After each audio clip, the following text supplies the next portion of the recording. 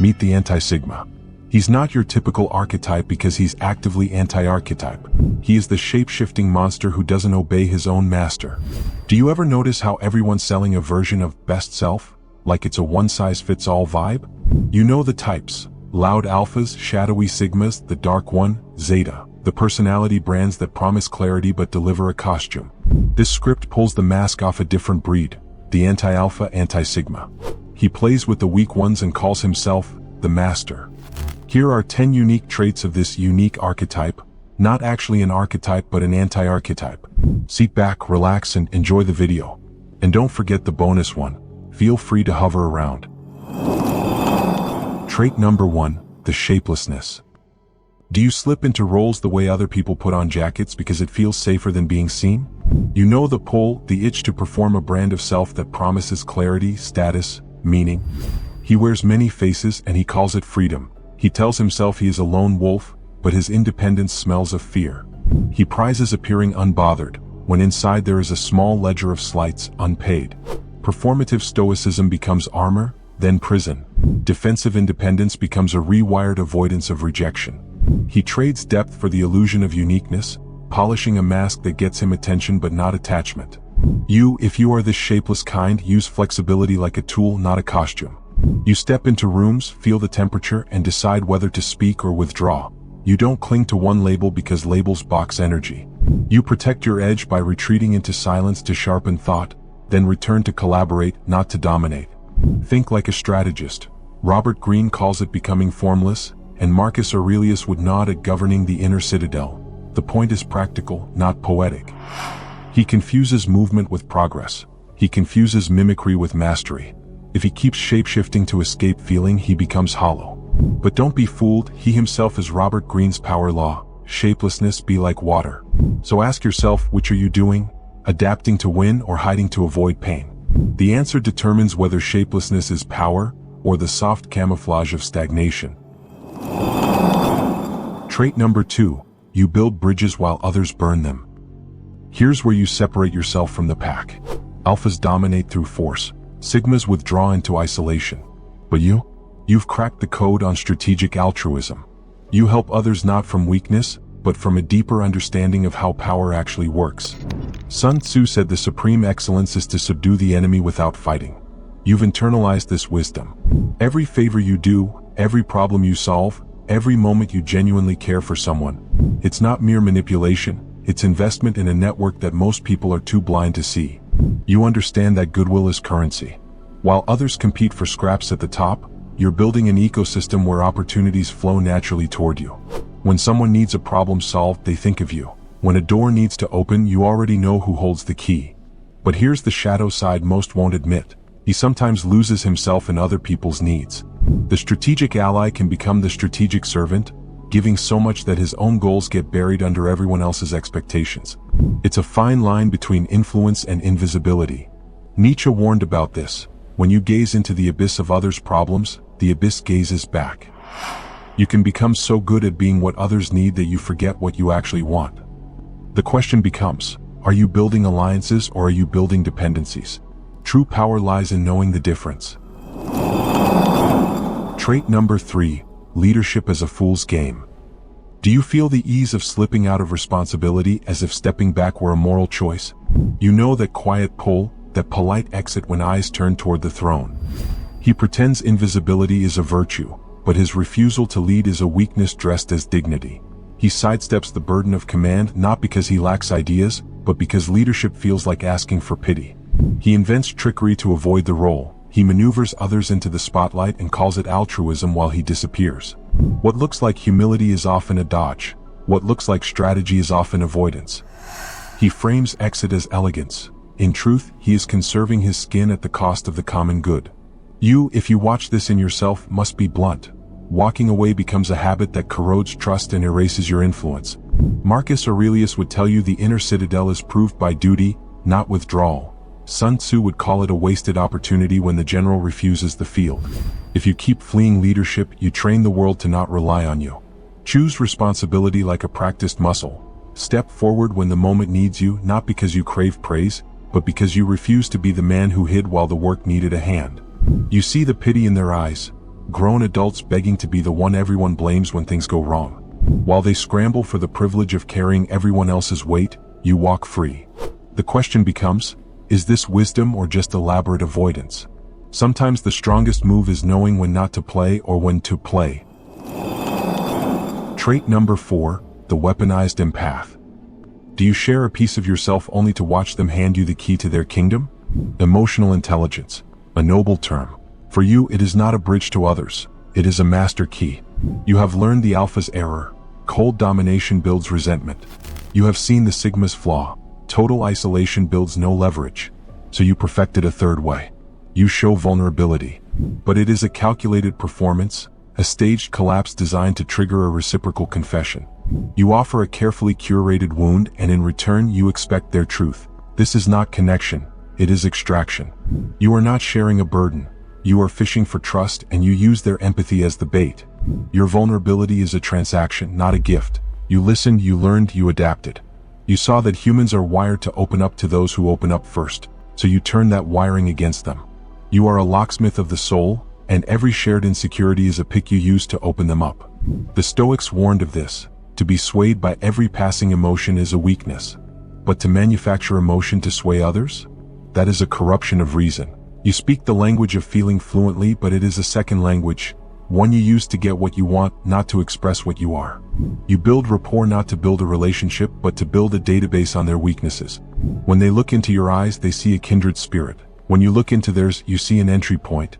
This is the darkest form of pragmatism. You haven't mastered your emotions. You've just learned to weaponize theirs. Daniel Goleman's research on emotional intelligence in 1995 found that people with high EQ earn 58% more than those without. But you've gone beyond earning more. You've learned to earn trust, loyalty, and access. Your emotional intelligence isn't just about reading others, it's about being readable when it serves your purpose. He turns his damage into currency. Every traumatic experience becomes a story that connects him to someone else's pain. Every failure becomes proof of his humanity. He's learned that people don't follow strength. They follow someone who's been where they are. But here's the shadow lurking underneath. When vulnerability becomes performance, authenticity dies. He can become so skilled at strategic openness that he loses touch with genuine feeling. His emotions become tools rather than experiences. Seneca warned about this very trap. Every man is in bondage to hope or fear. When you turn your fears into weapons, you risk becoming enslaved by the very performance of overcoming them. Trait number 5. He turns teamwork into game of manipulation. You know the difference between showing up for a photo and showing up for the forge. The pack doesn't limit you, it amplifies you. While alphas try to dominate teams and sigmas avoid them entirely, you've cracked the code on collaborative leverage. You don't just work with people, you orchestrate them. You love the hard projects, the impossible deadlines, the complex problems, the missions that break individual effort. Not because you're a masochist, but because you understand something profound. When stakes are high, people reveal their true capabilities. You thrive in the pressure cooker where average performers either rise or crumble. You become the catalyst. In group settings, you don't try to be the smartest person in the room. You ask the questions that unlock other people's brilliance. You connect person A's strength to person B's gap. Studies on team dynamics by Hackman in 2002 showed that teams with a collaborative orchestrator achieve 73% better outcomes than those led by traditional hierarchical leaders. You embody this role instinctively. Studies on social loafing by Latane, Williams, and Harkins in 1979 found people pull less when responsibility diffuses. He weaponizes that diffusion to protect his comfort. But here's where the darkness creeps in. He becomes addicted to the group high. When you're always the one making teams work, you start losing your individual edge. You become so dependent on collective achievement that solo success feels hollow. He can't function without an audience. The collaborative achiever needs others not just for results, but for identity. Take away the team and he starts questioning his own worth. Nietzsche said it best, one must have chaos within oneself to give birth to a dancing star. But when you always dance in formation, do you remember how to move alone? Trait number 6, the visibility manager. Do you measure every word, every action for its precise effect on your reputation? You hide in the calculated reveal, the manufactured humble moment, because the raw, unedited version of you might be rejected. You don't build a reputation, you construct a fortress of perceptions to hide inside. The Stoics urged us to care only for our own character, not the opinions of others. You have inverted this. You care only for the opinions of others and have sacrificed your character to get it. Every subtle brag is a tiny betrayal of your authentic self. Every strategic silence is a wall you build against genuine connection. You have mastered the art of the humble brag, so natural and believable it doesn't seem fake, but it is. The subtle mention. The strategic silence that speaks louder than a shout. This is not modesty. This is advanced branding. The alpha's boasting is clumsy, a blunt instrument that creates resentment. You are a visibility manager, a curator of perception. You don't seek the spotlight, you engineer it to fall upon you at the perfect angle. This is a game of controlled exposure. You understand that in the economy of attention, scarcity creates value. A man who is constantly visible becomes background noise. A man who appears only when it matters most becomes an event. This is a relentless, exhausting performance. You are always on, calculating the ROI of every interaction. Is this story worth telling? Will this comment enhance the myth? What image does it show to others? It is a prison of your own making, where the walls are mirrors and the warden is your own image.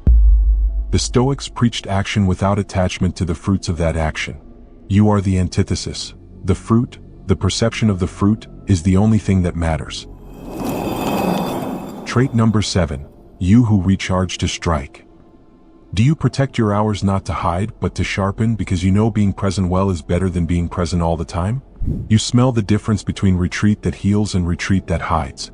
You guard your time like a smith guards coals.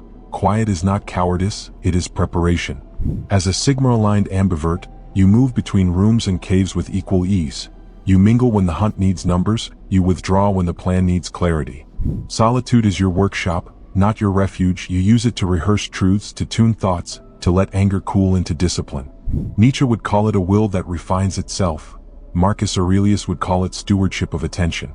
You are neither hermit nor showman, you are a tuned instrument. But here's where the wisdom becomes the weakness. He starts treating relationships like transactions. Every interaction gets calculated through the lens of energy cost versus energy gain. He begins to see people as batteries. Some drain him, some charge him, most do nothing.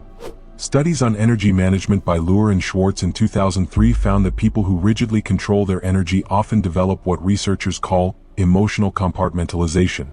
They become so focused on protecting themselves that they lose the capacity for spontaneous connection. When you hoard silence to avoid people, you lose the practice of presence. That is the only real danger. Otherwise, you build rituals that restore you quickly. A short walk, a hard page of writing, strict no-phone windows, brief fasting from noise. These are small wars you win every day so you can be larger in the real ones. You return not faint, but sharpened, ready to lead without seeking the throne, to speak without needing applause, to collaborate with force and calm. That is the Sigma Ambivert's energy architecture. Quiet by design, potent in effect. Trait number 8. You smile with a strategy. Can genuine warmth coexist with calculated planning? You've mastered the most dangerous combination. Authentic charm backed by strategic thinking. While alphas use aggression and sigmas use distance, you use something more sophisticated. You make people feel good while you think 10 moves ahead. Your warmth isn't fake, it's just not accidental. You genuinely care about people, but you also map the network. When you remember someone's birthday, ask about their kids, or celebrate their wins, the feeling is real. But part of your mind is also noting connections, filing away information, building the invisible web that will serve you later. You're the friend who shows up, but also the strategist who knows why showing up matters. Your kindness has layers. Surface level feels good, but underneath runs a current of long-term thinking that most people never detect. Aristotle wrote about practical wisdom, the ability to deliberate well about human affairs. You embody this completely. Your friendliness serves immediate connection and future opportunity simultaneously. Research by Batson in 1991 on altruistic motivation found that people who consistently analyze their own helpful behavior often develop what psychologists call motivational skepticism. They lose the ability to believe in pure, uncalculated human goodness, including their own. Seneca understood this trap. Every new beginning comes from some other beginning's end. Machiavelli would note the usefulness of appearing amiable while the work is done. Yet usefulness uncoupled from ethics becomes a hollow skill.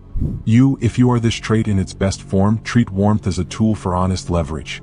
You open like a door that lets others in, then you lock it when it is time to protect your work. Studies on thin slices by Ambity and Rosenthal in 1992 show people judge warmth quickly. Use that truth, but don't weaponize it. Practice clear reciprocity, give openly, expect clear returns, name costs without rancor. Stoicism teaches that virtue needs practice, not pretense. Let your warmth reflect a steadier core, not a timed performance. Trait number 9. You wear faces like seasons. Do you change your voice to match the air because you know the room will reward the right shape? You feel the itch to be credible everywhere, to bend like light and avoid breaking. He sculpts personas like costumes and calls it skill. His curious malleability can slip into a habit of inauthenticity. He collects approval like stamps, then wonders why none of them warm him. When adaptation becomes mimicry, trust peels away. He trades a single clear signal for many flattering echoes, and he wakes to find his identity diluted. Robert Greene would admire the tactic, Nietzsche would applaud the will, but alone tactics do not buy the inner anchor. Choose to be fluid with a spine, to collect credibility without forfeiting core. Be the river that navigates rocks, not the puddle that reflects whatever passes over it. You don't just fit in, you become indispensable to different tribes. The corporate world sees you as business-minded. The creative world sees you as imaginative. The intellectual world sees you as thoughtful. You're not lying to any of them. You're just showing them the part of you that resonates with their frequency. You've learned that authenticity is overrated. While others cling to being themselves and wonder why they don't connect, you understand that connection requires translation. Chapter 10. You turn morality into strategy. Is there a difference between being good and being smart enough to know when goodness pays? You've cracked the ultimate code, ethics as leverage. While others see morality and opportunity as opposing forces, you've discovered their dance partners. You do the right thing, but you also know exactly why the right thing serves you. Your integrity isn't naive, it's weaponized. You frame every calculated move as resourceful adaptation. When you choose honesty, it's not just because lying is wrong, it's because truth builds longer-lasting relationships. When you keep promises, it's not just about character, it's about becoming the person others can depend on when stakes are high. You've learned that reputation is the ultimate currency. In a world full of shortcuts and quick schemes, you play the long game. You understand that being trustworthy today creates opportunities tomorrow that manipulation could never access. Confucius said, "The man who moves a mountain begins by carrying away small stones." You carry stones ethically, but you're still moving mountains. Every moral choice becomes a strategic investment in a future most people can't even see. But here's where virtue becomes vice. He starts believing his own moral marketing. When every ethical choice gets filtered through, "What's in it for me?" the ethics become hollow performance. He loses touch with doing right for its own sake. He justifies increasingly questionable behavior as strategic adaptation. The ethical opportunist becomes skilled at making selfish choices sound noble. Every manipulation gets reframed as care, every exploitation as mutual benefit. Studies on moral disengagement by Bandura in 2002 showed that people who consistently justify their actions through ethical language often develop what psychologists call moral licensing, the belief that past good behavior gives them permission for future questionable acts. Marcus Aurelius wrote, "Just that you do the right thing. The rest doesn't matter." But when you're always calculating the returns on righteousness, are you still doing the right thing? The final question haunts every choice. Are you an ethical person who understands strategy or a strategist who performs ethics? In the end, maybe the difference matters less than you think. Maybe it matters more than anything else. Bonus 1. You hunt where the prey can't fight back. Ever notice how you only feel powerful around the powerless? Here's the truth you've been running from. You're not anti-alpha because you're evolved. You're anti-alpha because alphas make you feel small. Their confidence exposes your insecurity. Their direct power makes your manipulation look pathetic. You can't stand being in the same room as someone who doesn't need tricks to get what they want. You hate sigmas even more. Their mysterious detachment drives you insane because you can't read them, can't manipulate them, can't predict them. While you're calculating every move, they're genuinely not thinking about you at all, and that terrifies your narcissistic core. So you hunt where the hunting is easy. Betas who desperately want approval. Gammas who think they're smarter than everyone but lack the backbone to prove it. Deltas who've given up on themselves. Omegas who are grateful for any attention at all. These are your people because these are the people who won't challenge your illusion of superiority. You surround yourself with the wounded and the weak because they make you feel like the strong one. You offer them guidance they didn't ask for, solutions to problems you helped create, leadership they don't actually want. You need them to need you more than they actually need you. He can't handle being questioned. When a beta starts showing independence, he gets threatened. When a gamma begins seeing through his manipulation, he gets angry. He doesn't want equals, he wants an audience for his performance of power. Studies on narcissistic supply by Kernberg in 1975 revealed that narcissists specifically seek out relationships with people they perceive as inferior because equality threatens their grandiose self-image. You've weaponized this instinct into an entire social strategy. This is narcissism at its messiest form. Cunning wrapped in contempt, influence bought by quiet cruelty. You've become the predator who only hunts injured animals. Nietzsche warned, "He who would learn to fly one day must first learn to stand and walk and run and climb and dance. One cannot fly into flying." The mirror shows everything. This isn't evolution, it's predation disguised as enlightenment. We hope you liked this video. Now click on the thumbnail appearing right on your screen.